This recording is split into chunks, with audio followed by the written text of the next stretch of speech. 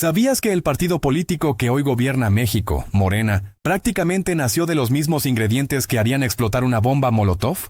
Desigualdad galopante, corrupción desbordada, descontento social y un líder que supo leer el momento histórico como nadie.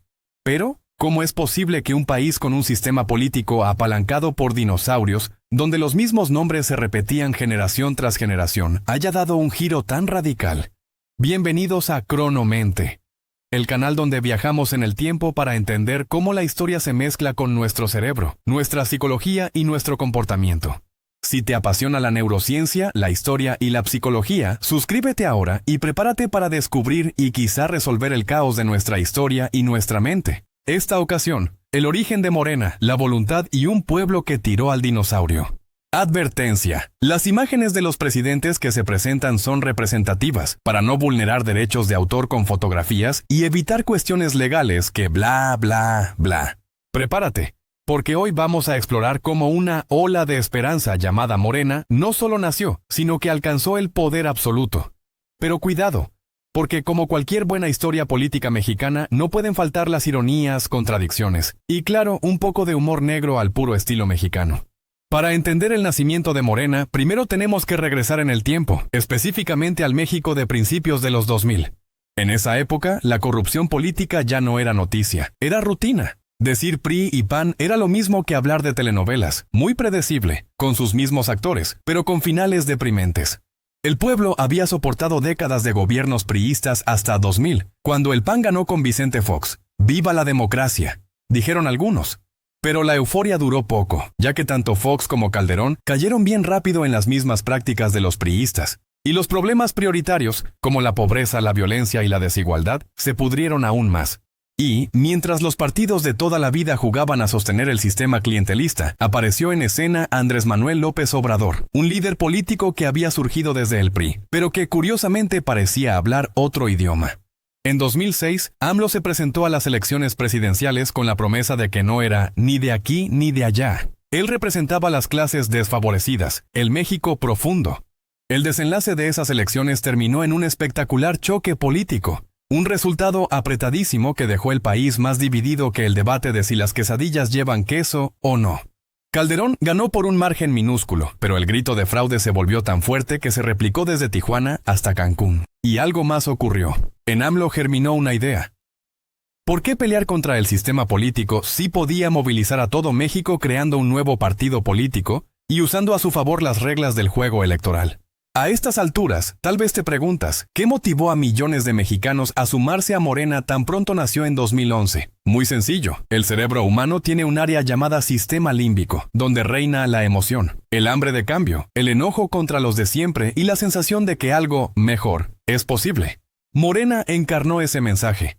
La narrativa era clara. Ni PRI ni PAN, Morena representa al pueblo. Eso activó muchas conexiones emocionales en los millones de votantes.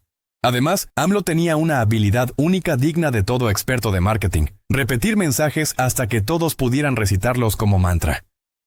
Por el bien de todos, primero los pobres. Lo repitió tantas veces que hasta un cínico de clase alta, sin querer, empezaba a asumir que tal vez el viejo sistema sí necesitaba una sacudida. Y eso es psicología pura. El poder del priming, o cómo el cerebro humano se va moldeando con ideas que escucha una y otra vez. Ahora, a esto súmale que México vivía en una profunda crisis de desigualdad. En 2011, según datos del INEGI, más de la mitad de la población vivía en pobreza. La narrativa de los partidos dominantes, la del «México va por buen camino», era un insulto. ¿Qué camino? El de la clase política en jets y el pueblo en camiones destartalados. La indignación económica era terreno fértil para que Morena hablara de romper con eso. Y, más importante, que lo hiciera sin el tono de tecnócrata que tanto caracterizó al PRI y al PAN. Morena sonaba como un vecino más, no como un empresario de Polanco. La mejor parte viene ahora. No olvides suscribirte, comentar y compartir, apoyando así este proyecto. Aquí viene la parte jugosa. Lo irónico es que Morena tuvo que usar precisamente las herramientas del PRI y del PAN para crecer. Acumuló aliados, construyó su propia maquinaria electoral y, sí, también recurrió a prácticas cuestionables como los pactos políticos. Por supuesto, los partidos dominantes no se quedaron de brazos cruzados.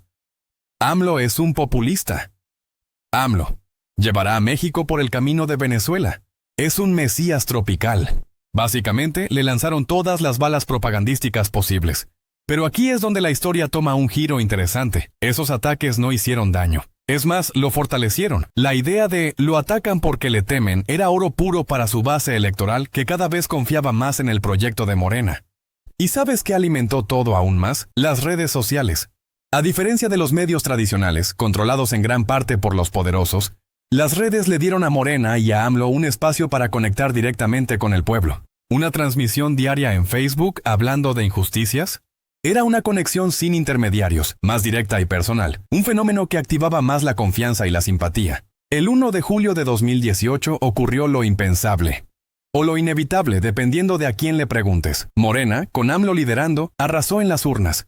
No solo ganó la presidencia con más del 50% de los votos, sino que también obtuvo mayorías en el Congreso.